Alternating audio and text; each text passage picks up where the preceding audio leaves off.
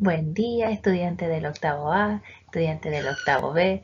Nos volvemos a encontrar en este segundo semestre, que espero que sea un muy buen semestre. Antes de revisar el contenido de esta clase, vamos a hacer un breve recordatorio y repaso de la clase anterior, la última antes de salir a este receso pedagógico.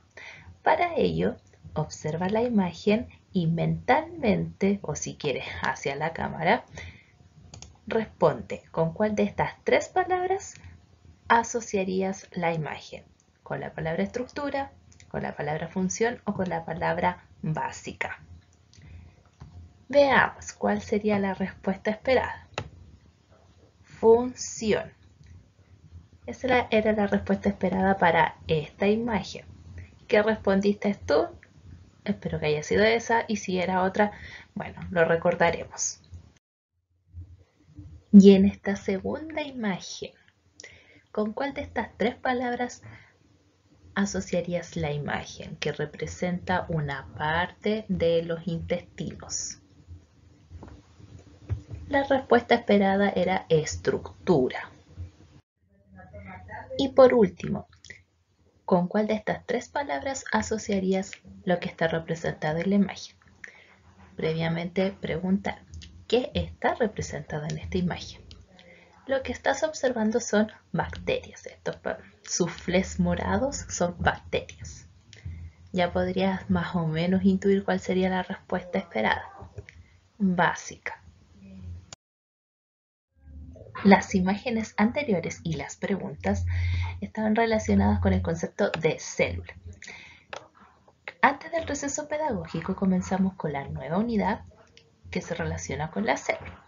Y habíamos dicho que la célula es la unidad básica, estructural y funcional de todo ser vivo.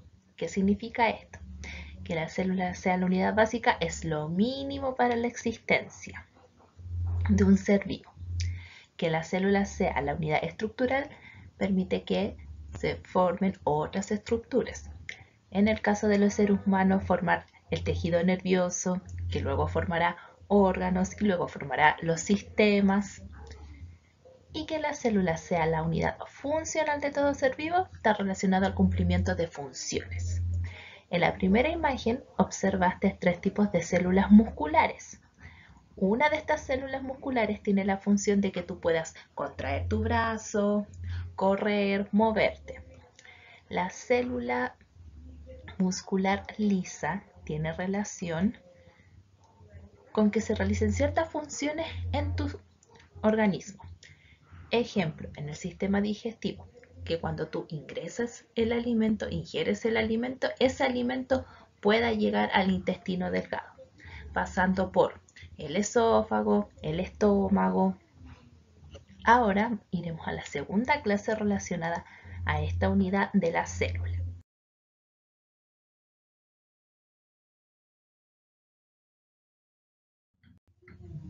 Nuevamente te pregunto, ¿qué observas en esta imagen? Aquí lo que estás observando son bacterias. Y esta imagen, si tuvieras que describirla, algunos de tus compañeros y compañeras la describieron como distintos soufflés unidos. También pareciera ser un caballito formado por estos globos que utilizan los payasos. Lo que estás observando es otro tipo de seres vivos que se conocen como arqueas. No son bacterias, sino que son un ser vivo distinto a las bacterias. Y en esta imagen, ¿qué estás observando? Lo que observas es un cultivo de bacterias existente en un celular. El círculo blanco que se observa al medio correspondería al botón del celular. Los seres vivos que observaste anteriormente, es decir, las bacterias y las arqueas, son ejemplos de células procariontes. En esta clase, nuestro objetivo será caracterizar este tipo de células. Algunas de sus características. Si observamos la siguiente escala, las bacterias miden menos de 1 milímetro. En la siguiente imagen estás observando los intestinos, y dentro de los intestinos habitan distintos tipos de bacterias. Algunos parecieran ser una pelotita, otros unos bastones. Por lo tanto, las células procariontes son seres vivos muy simples. No tienen una gran forma, no tienen una gran organización como nosotros, como los animales, como las plantas. Y de tamaño son muy pequeños. Además, las células procariontes las puedes encontrar en una variedad de hábitats, desde tus intestinos, intestinos de otros animales, hasta en el mar muerto. Y la siguiente imagen la leo. Cuando te sientas solo, recuerda que existen millones de bacterias en tu cuerpo y que significas el mundo para ellas. A través de esta imagen que quiero representar, además de motivar, señalar que sí, existen millones de bacterias en nuestro cuerpo y nosotros los seres humanos somos millones, entonces ¿cuántas bacterias existirán? Es por esto que decimos también que las células procariontes, estos seres vivos, son los más numerosos que existen en la Tierra.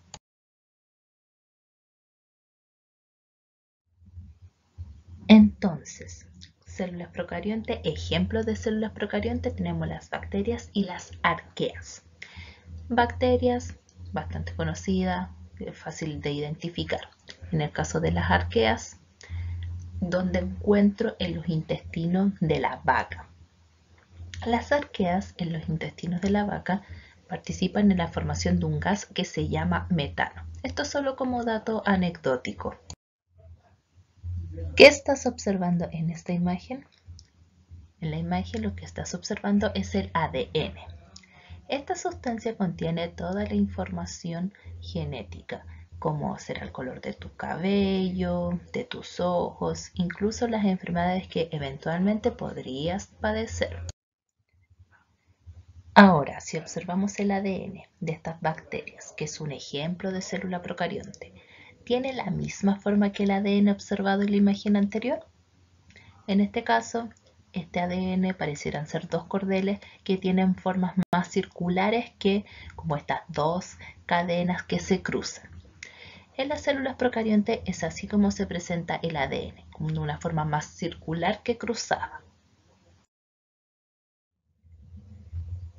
Y ahora en esta imagen que estás observando es un postre, una jalea que tiene algunas frutas en su interior. Vamos a ver por qué presento esta imagen.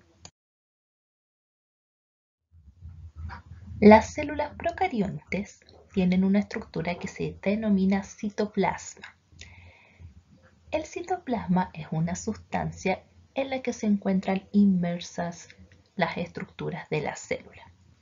Relacionado con la imagen anterior de la jalea, el citoplasma sería la especie de jalea y las frutas serían las estructuras que forman a esta célula. Y por último, las células procariontes también tienen una estructura que se denomina membrana plasmática. Esta membrana plasmática es el límite entre lo que es célula y lo que no es célula.